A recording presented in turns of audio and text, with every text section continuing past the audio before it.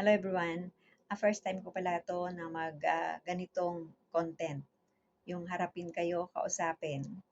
Dahil sa na-experience ko dito sa aking ah, pagiging content creator. Bago ako magpatuloy, ako nga pala si Aida, isang content creator, small content creator. Matagal na po akong nagko-content, pero on-off. Pero ngayon, nag-decide ako na ipagpatuloy ko kasi may oras naman. Kaya lang, ito ang nangyari. Doon sa pag-upload ko, mayroon akong mga na-experience na copyright pero not affected. So, hinayaan ko naman kasi not affected naman daw eh. So, hanggang sa hindi ko na malaya na padami na pala, tuloy pa rin ang pag-upload ko ng aking mga content. Ngayon, nagulat na lang ako nung chinek ko sa YT yung aking content. Bakit ang baba na ng mga views? Yun pala, may notice na ako. At nung tiningnan ko tuloy-tuloy ang aking mga video, lahat na po may nakalagay na notice. So, dinilit ko na yung mga videos na may nakalagay na notice. Pero nandoon pa rin, hindi pa rin natatanggal yung aking notice. Yung aking mga notices doon. So, hindi ko lang alam anong gagawin ko, paano ko gagawin. Basta, ang una kong ginawa, tinanggal ko, inerase ko na yung may mga nakalagay na for notice na to.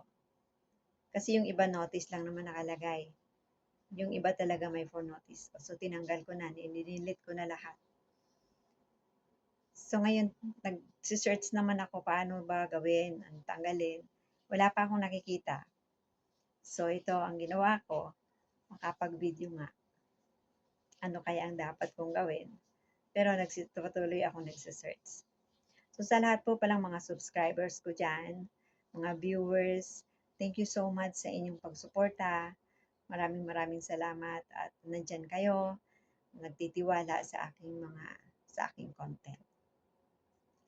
So kung yun lang, ilalagay ko kasi may tatlong category siya.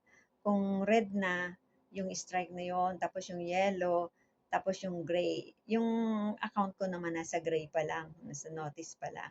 So hope so na may solution pa doon. Hindi pa naman naka-red. So tutuloy lang ako, mag-upload lang ako. Kung ano na yung susunod, wait ko na lang. Thank you so much for watching.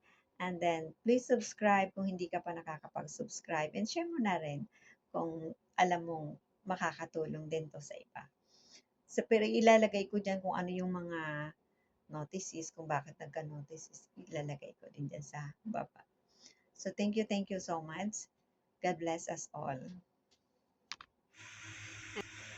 Dinugtong ko na pala dito yung aking mga in-screenshot doon sa aking account para makita nyo yung mga may violation, nilagay ko ng emoji. Thank you for watching.